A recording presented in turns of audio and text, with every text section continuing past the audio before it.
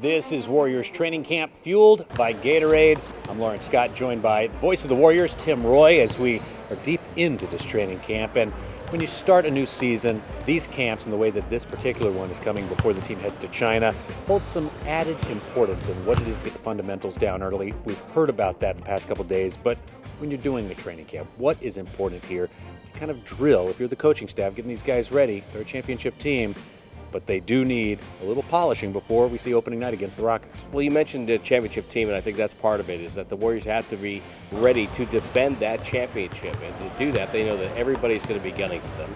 Teams are loading up in the Western Conference, so you know there's going to be some great teams out there that the Warriors have to contend with. So in this particular training camp, they have most of the bodies back. So terminology is not that big of a deal, except for a couple of players. But now it's time to hone the craft a little bit. Now it's time to remember that one of the reasons why the Warriors are champions is not only are they a great shooting team, but they're also a great defensive team.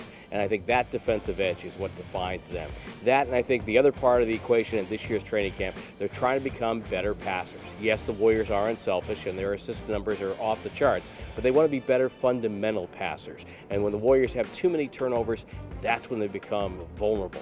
And so I think in this particular camp, keeping their edge, reminding themselves that they are a great defensive team, and becoming a better fundamentally passing squad. You look at a couple of the guys this camp is especially important to.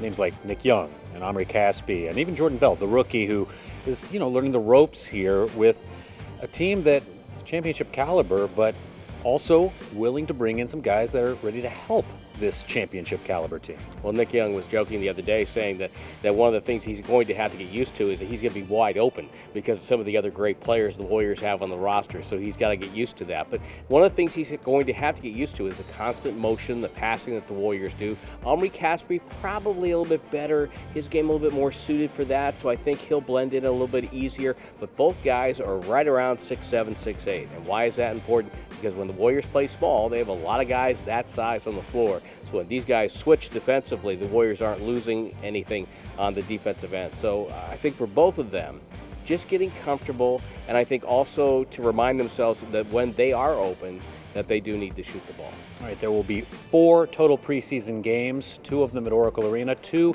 in China as things roll along here. I'm Laurence Scott, he's Tim Roye, and this is Warriors Training Camp, fueled by Gatorade.